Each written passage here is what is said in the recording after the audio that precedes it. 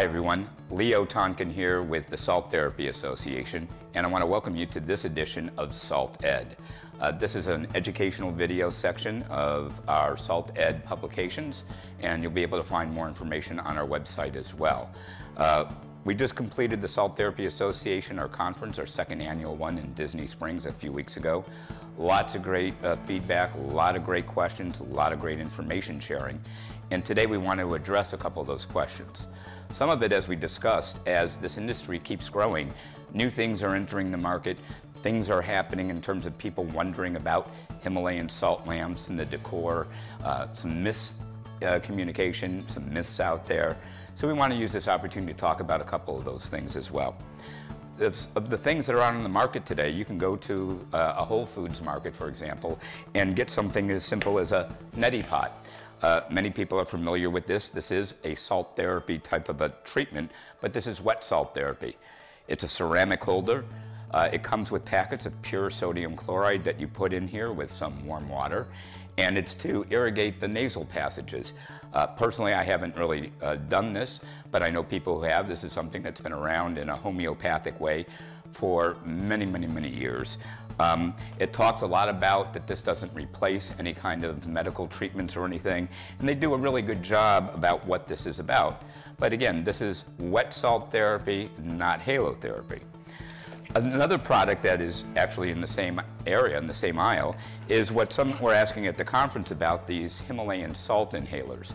And basically, it comes in a box, and quite honestly, this is how it comes. It's not sealed. There's no separate salt that's in there. In fact, the salt that's in here is Himalayan salt, but it's already in here. So I have no idea if this is food grade salt, what it's been exposed to.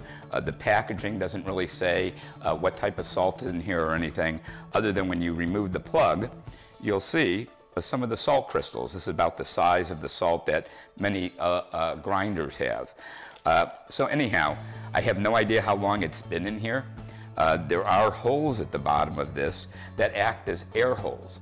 And the way this mechanism works is that you were to put your mouth on here, suck in hard, and it pulls those salt crystals up against a built-in screen.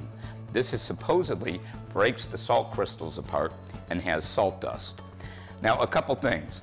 First off, as many of you know, one of the first standards that the Salt Therapy Association introduced was that the salt that you inhale is pure grade sodium chloride, not Himalayan salt. This is not the salt that you're supposed to put in a halo generator, and it's questionable about even inhaling it this way, mostly because you don't know what else is built into those crystals. There could be dirt, debris, clay, other types of things. So that's one thing about this.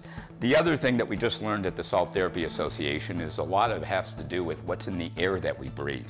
A lot of what's in the invisible that we really can't see, whether that's dust mites and allergens and airborne type particles. So having this open in airspace, traveling, shipping, etc., not exactly sure how that impacts this. But basically, I would definitely sterilize this. I'm not sure about utilizing this for halotherapy, and I think you need to be careful making any claims about this. I know that some of you may be selling this in some of your retail areas, but clearly this is not halotherapy, and quite frankly, given the type of salt it is and how this has been packaged and everything, I really wouldn't be putting this on my mouth and sucking in these particles. Leaving this out in the open with the openings here above and below also could be something that could get contaminated. So these are some of the things that are out there in the market. I think you do just need to be aware of what you are selling and promoting and what the claims are. Similarly, as we talked about Himalayan salt lamps and domes and other things like that. So going the therapeutic route, halotherapy is all about a halo generator and the type of salt that you put in. There are other things that are out there in the market that may assist people and they may work.